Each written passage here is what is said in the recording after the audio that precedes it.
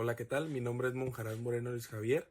Soy estudiante de la Facultad de Odontología en la carrera de cirujano dentista de la Universidad Autónoma de Baja California. Hoy les hablaré un poco sobre el tema de mecanismos para la seguridad de la información.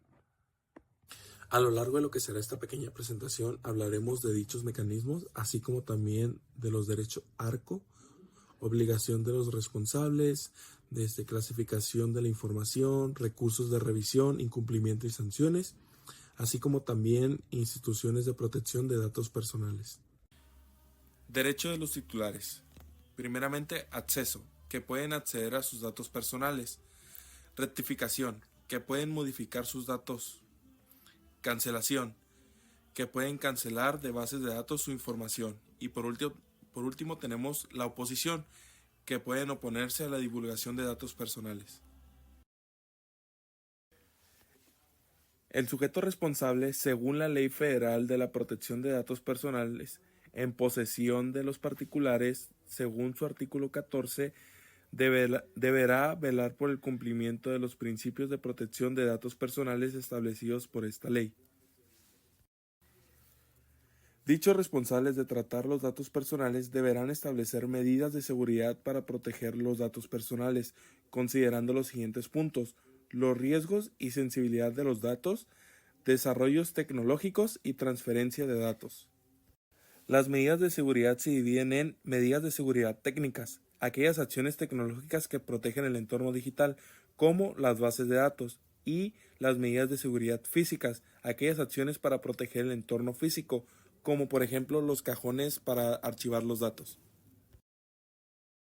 Clasificación de la información encontramos tres puntos muy importantes. Primeramente, información reservada, aquella que pueda comprometer la seguridad nacional o la de las personas. Siguiente, información confidencial, aquella que contiene datos identificables de una persona, como por ejemplo lo son el nombre, el domicilio, el estado de salud y las cuentas bancarias.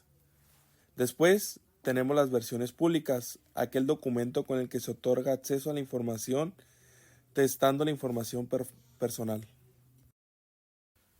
Recurso de revisión. Este es el medio legal con el que cuentan las y los solicitantes para impugnar la respuesta de los sujetos obligados a su solicitud de acceso a la información pública. En el caso del recurso de revisión, podrá interponerse por escrito libre o a través de los formatos para el efecto proporcione el Instituto de Transparencia. Este escrito, el cual debe contener el acto que cause perjuicio a la persona recurrente, la autoridad que cometió la omisión, así como la inconformidad del titular de la información, así como otros datos, donde cómo notificarle la fecha que se le dio respuesta y esta no debe ser mayor a 15 días. Causales de incumplimiento. Falta de respuesta a las solicitudes en el plazo señalado y entregar información incomprensible, incompleta o en formato no accesible. Las sanciones pueden ser apercibimiento único o multa de 250 a 800 veces al valor UMA.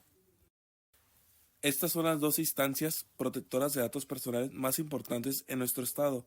La primera es el Instituto Nacional de Transparencia, Acceso a la Información y Protección de Datos Personales a nivel federal. Esta es la que se encarga de regular la protección de datos personales en todo el país, mejor conocida como INAI.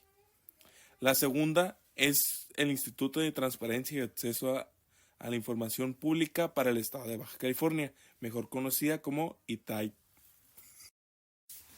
La protección de datos personales en relación a mi carrera de odontología suceden cuando se analiza a un paciente. Lo principal que manejamos son datos personales de este, mismos que quedan plasmados dentro de una historia clínica que queda bajo resguardo en la clínica.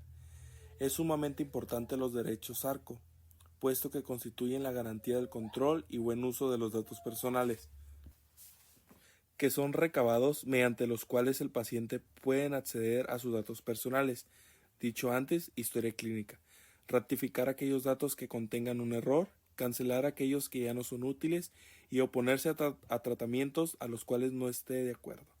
El resguardo y privacidad de estos datos personales es de suma importancia, ya que en dichas historias clínicas se contienen datos personales sensibles, toda vez que el nombre, domicilio, tratamiento y o enfermedad de una persona constituye datos identificativos y sobre todo datos de salud de carácter sensible del paciente.